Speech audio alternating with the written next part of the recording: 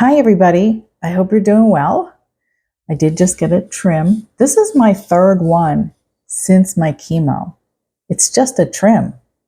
So you can tell the growth is not very quick, but that comes with age too. Although I do know some older people that can grow their hair very fast. I'm just not one of them. I don't think I ever did grow it fast. I don't know if there's a secret to it, but I have tried other things. In any case, yeah, third one in would be about a year and a half, which is crazy. I think my stylist probably thinks I'm going elsewhere. Anyway, I wanted to share with you today a story. I have been lately very interested in other people's cancer stories, and that includes articles and videos. And I found a very typical scenario for those of you that have not had cancer or just supporting someone else through it. I thought I would share this story of, Glen. And it's called My 2-Year Journey with Pancreatic Cancer. And Glen wrote this himself. A lot of people get their stories out through other writers and creative people, but it's kind of nice to see your own words. He has got the gift for words. So I wanted to just share this story with you. It's a little different, to do a reaction video, but I thought it would be interesting to see, symptoms, signs, treatments. Okay. So as the child of a New York City public school teacher and the grandson of a New York City publisher, I've always understood the power of words and what words can represent. As a lifelong filmmaker, I've always understood the power of images. Both words and images have been so much part of my life, of this incredible 2-year journey. Certain words I have found can act as chapter headings in our own lives. For me, the word treatment has dominated every aspect of this time period. In the movie business, a treatment is a brief sketch of a story that will later be fleshed out in a more full way. Sometimes when drafting a treatment, writers don't know where the story is going or how it will end, but they have confidence that it will lead at some point to a satisfying conclusion. What follows is a treatment about my treatment. There is no conclusion to the story yet, but all the later and recent events are completely positive. So the first part is called the beginning. Make sense? The story or treatment begins with 3 very memorable images. About 2 years ago, I looked in the mirror and saw that my skin had turned yellow. I went to the emergency room in Greenwich Village, Northwell Health, not far from where I live. The triage nurse took one look at me and said I had jaundice. A CT scan, an image of my insides, revealed something that I knew from the experience of having several friends who have heard the same words from their doctors. What was on the image could bring an abrupt end to my life story. I had a mass on the head of my pancreas. Pancreatic cancer, a death sentence. Now, I will say this, that pancreatic cancer is known to be a hard one to beat. And maybe you could take it into remission, but there have been a lot of improvements in cancer treatments that will prolong the life. So without further ado, the journey starts.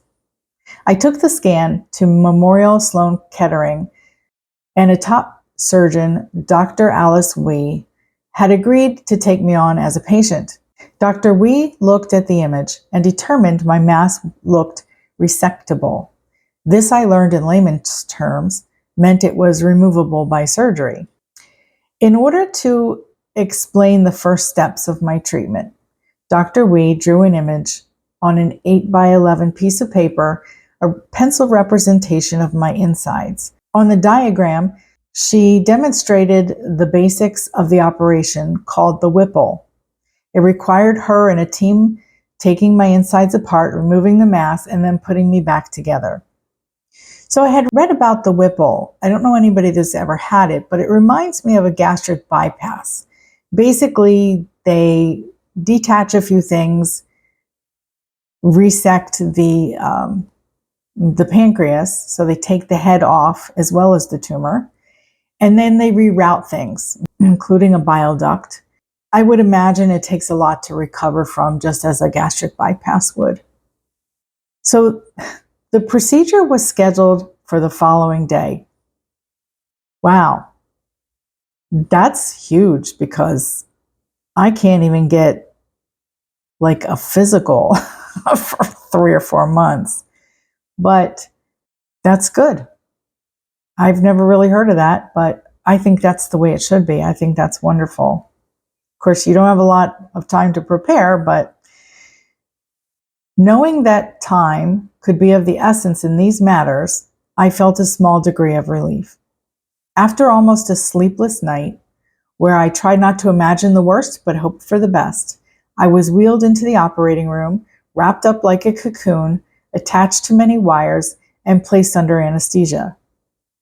The pre-op stuff is sometimes very traumatic and sometimes just a pain in the butt. Fortunately, it was the next day for him, so I guess he didn't have time to think about anything. When I awoke, the news was good. Dr. Wee was able to remove the tumor. It was stage 1A, which means less than 2 centimeters. None of the many lymph nodes that they had carefully checked during the operation showed any sign of spread of disease. Nor were there signs of it in any of my other organs. All my other vital signs were good. Well, it was probably caught early, which is, sometimes pancreatic cancer is not caught right away.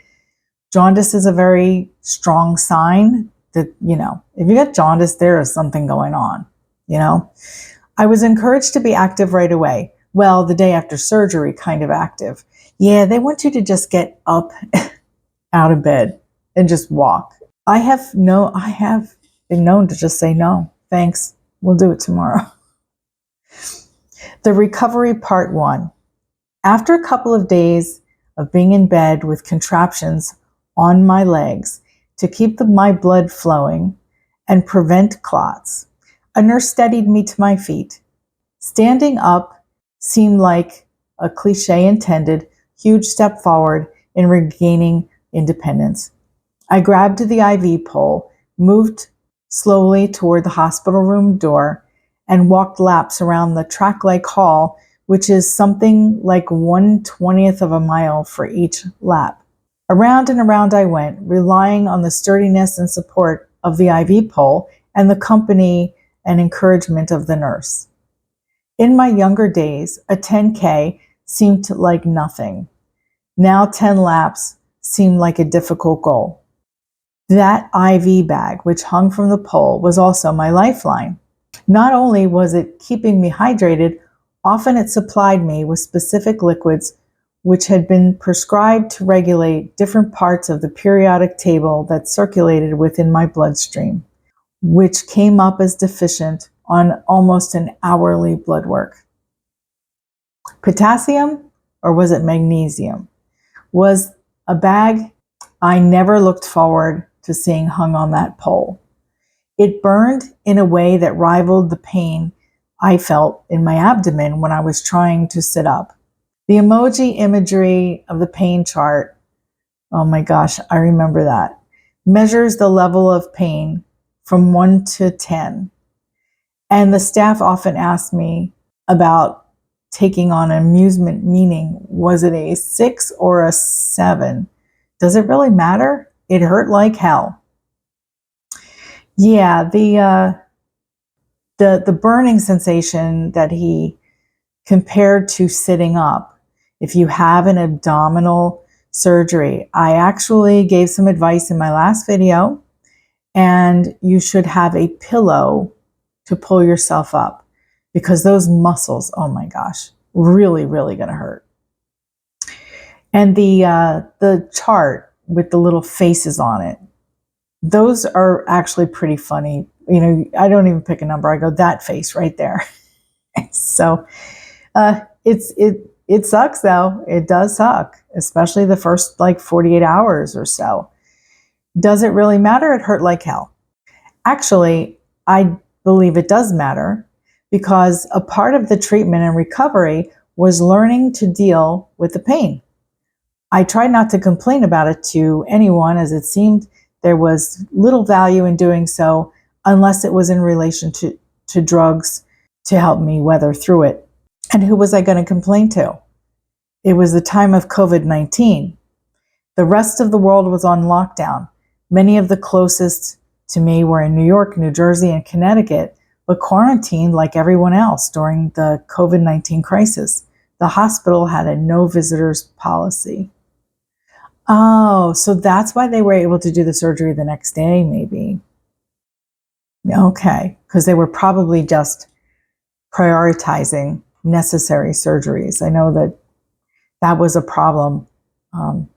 Even I had a procedure that had to get delayed. I do remember that. But they were all an amazing support system. Each one of them spent countless hours with me on the phone and on FaceTime. Each one of them made sure I got what I needed via delivery. It was like I was 10 years old back in sleepaway camp waiting for a care package in the mail. Little slices of normalcy crept in: shaving, wearing normal clothing, going to the bathroom, standing up in the shower. It's amazing what you appreciate once you've had a surgery. Not that it was hell, but you go, oh yeah, I can't do that. That's right. No. Okay, so things are just difficult. I looked out the window at a Manhattan that looked like an apocalyptic movie, but I knew that in time I would be able to go out there and join the rest of the masked zombies. Yeah, that was quite a time. I'm glad it's over. Almost a month passed. Then I got a parole. Wow, I was in the hospital for a month. It's a little crazy. I was released to the outside world. I breathed fresh New York air. Once in the car and on my way to Connecticut, I took a selfie wearing a mask. I was clearly much thinner than I was before it all started, but I was no longer yellow.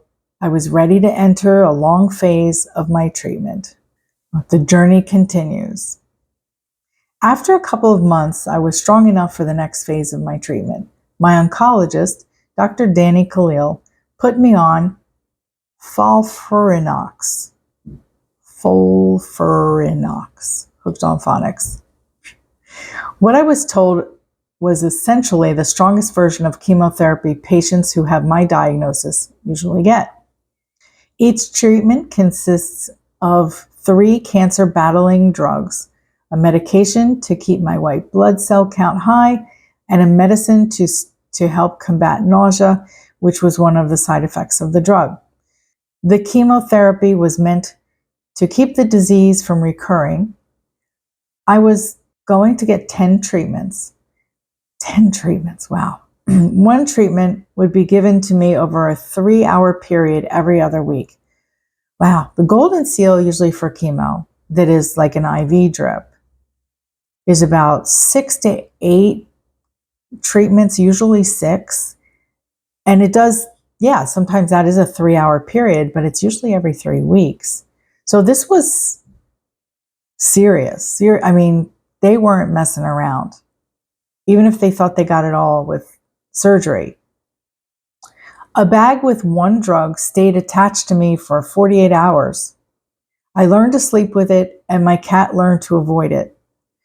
It became part of me for many months, just like dealing with all the side effects. So that means he was also getting home treatment, whatever that bag was. The 3-hour treatment was probably at a center, but he had to do some home chemo too. Wow. That's a lot. The side effects. I learned to drink liquids at room temperature, since a side effect of one of the drugs was extreme sensitivity to cold. My appetite evaporated. Some of the foods which I would have been appetizing prior to surgery and chemotherapy became a turnoff. Oh, yeah, I can relate to that one. I don't know if it was what they look like or the smell, but I could not eat them. There were already so many items I wasn't supposed to eat. Tomatoes was one of the hardest to avoid. Yeah, when I was going through chemo, at least the first time, I was instructed not to eat a lot of fresh veg. I couldn't have salads. I couldn't have anything unless it had a thick skin on it, like an orange or a banana. I could have some frozen veg, which, I just didn't because I didn't have the appetite for anything except McDonald's. I don't know why. Anytime somebody said, could you bring me something? Yes, could you get me a hamburger and a small fry? Because I'm not a McDonald's girly. I'm not, once in a while, yeah, for some reason it was just something, oh man, I just had to have. So I understand this. You've got to find out what you crave for sure. I sought to figure out ways to keep the proper nutrition. I found I was often most hungry in the morning, and I would learn to heat up leftovers before the sun came up. Yeah, that would not have been me. To help with appetite, Dr. Khalil referred me to Dr. June Chin, who assessed me as a possible candidate for medical marijuana, which is used to help cancer patients. Once she approved me for the New York State card, I went to the dispensary and got vape and a starter set. I vaped right before meals, and it helped me substantially with my desire for food.